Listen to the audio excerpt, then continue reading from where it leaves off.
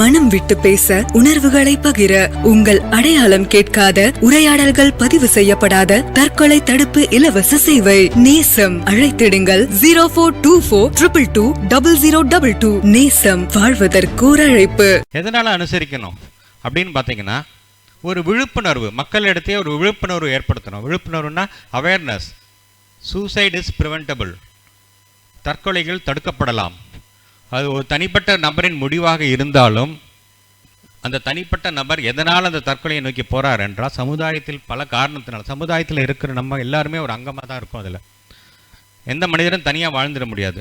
சமுதாயத்தை நோக்கி தான் வாழ வேண்டியிருக்கு. எல்லா விஷயத்துக்கும் சமுதாயத்தை நோக்கி தான் நம்முடைய வாழ்க்கையும் இருக்குது, நம்ம வாழ்க்கை பயணமும் இருக்குது. அப்போ சமுதாயத்தில் இருக்கும் நம்மளும் ஒரு அங்கம் தான். ஒரு தற்கொலை நடக்குதுன்னா அதில் சமுதாயத்தில் இருக்கிற நம்மளுக்கும் அதற்கு we also hold responsibility for that. நம்மளுக்கும் அது ஒரு பங்கு இருக்குது. ஒரு தற்கொலை நடந்தால் நம்மளுக்கும் நம்மளால தான் அந்த தற்கொலைகள் நடந்திருக்குங்கிற ஒரு எண்ணம் நம்மளுக்கும் ஏற்படணும். நம்ம என்ன செய்யலாம் அப்படின்னு பார்த்தீங்கன்னா, தற்கொலை பற்றி ஒரு விழிப்புணர்வு ஏற்படுத்தலாம்.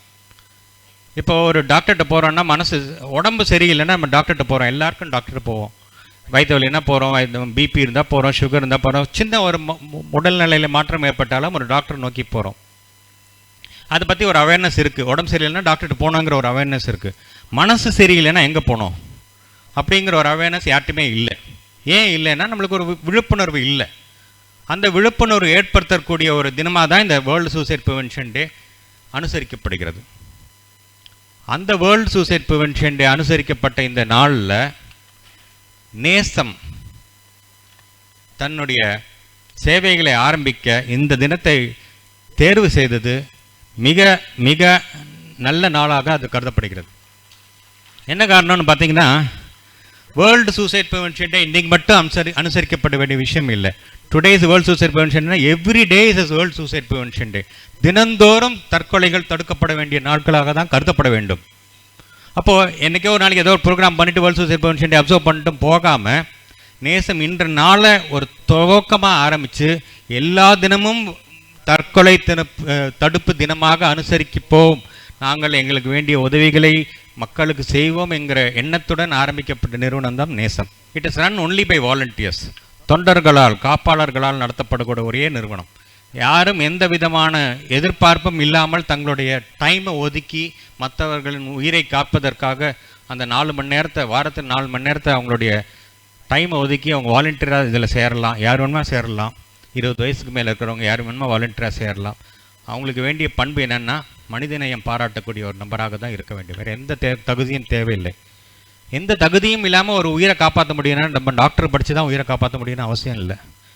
ஒரு மனிதநேயம் பாராட்டக்கூடிய நபராக இருந்தால் கூட ஒரு தற்கொலையை தடுக்கலாம்.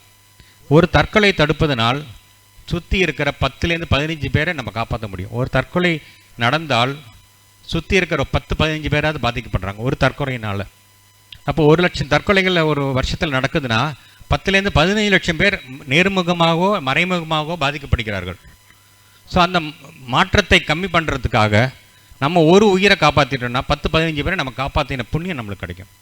எல்லாருக்குமே MBBS டிகிரி வேணும், ஒரு உயிரை காப்பாற்றணுங்கிற அவசியம் கிடையாது. காது கொடுத்து கேட்கக்கூடிய தன்மை இருந்து, மனிதநேயத்தை புரிந்து கொள்ளக்கூடிய தன்மை இருந்ததுன்னா யார் வேணுமா இந்த சேவையை செய்யலாம், தற்கொலைகள் தடுக்கப்படலாம் என்கிற ஒரு கான்செப்டில் ஆரம்பிக்கப்பட்டது தான் இந்த நேசம் போன்ற நிறுவனங்களுடைய அடிப்படை தத்துவம். மனிதநேயம் பாராட்டுவோம், உயிர்களை காப்பாற்றுவோம் என்கிற அடிப்படையில் தான் செயல்பட்டுருக்கு. சுமை தாங்கி பார்த்துருப்பீங்க எல்லாரும். எவ்வளோ பேர் சுமை தாங்கி பார்த்துருக்கீங்க? சுமை தாங்கி நாட்டுப்புறத்தில் முன்னாடி இருந்தது. சுமை தாங்கின்னு இப்போ இருக்கிறவங்களுக்கு யாருக்கும் தெரியாது. முன்னாடியெல்லாம் பார்த்தீங்கன்னா கூட்டு குடும்பமாக இருக்கும். கூட்டு குடும்பமாக இருக்கும்போது யாருக்காவது ஒருத்தருக்கு மனசு சரியில்லைன்னா சுற்றி இருக்கிற அப்பாட்டையோ மாமாட்டையோ சித்திட்டையோ அத்தைட்டையோ ஏதோ ஒரு உறவு முறையிட்ட மனம் விட்டு பேசக்கூடிய ஒரு சூழ்நிலை கிடைக்கும். இன்று இருக்கும் சூழ்நிலையில் பார்த்தீங்கன்னா நியூக்ளியர் ஃபேமிலியில் பார்த்தீங்கன்னா அப்பா ஒரு இடத்துல இருக்கார், அம்மா ஒரு இடத்துல இருக்கான், பையன் ஒரு இடத்துல இருக்கான். யார்கிட்டையும் மனம் விட்டு பேசக்கூடிய ஒரு சூழ்நிலை இல்லை. ஸோ அந்த மாதிரி ஒரு சூழ்நிலை ஏற்படும் காரணத்தினால தான் நேசம் போன்ற நிறுவனங்கள் மிக மிக தேவை என்பது. தமிழ்நாட்டில் இப்போ பார்த்தீங்கன்னா சென்னையில் ஸ்னேகா இருக்குது, இப்போ நேசம் ஆரம்பிக்கப்பட்டிருக்கு. 2 நிறுவனங்கள் தான் இருக்குது தமிழ்நாட்டில் இருக்கிற தற்கொலைகளை தடுக்கிறதுக்கு. 2 நிறுவனங்கள் தான் இது வரைக்கும் வந்திருக்கு. சரி, அட்லீஸ்ட் நேசம் இப்போது ஆரம்பிச்சிருக்காங்க. It's a welcome sign.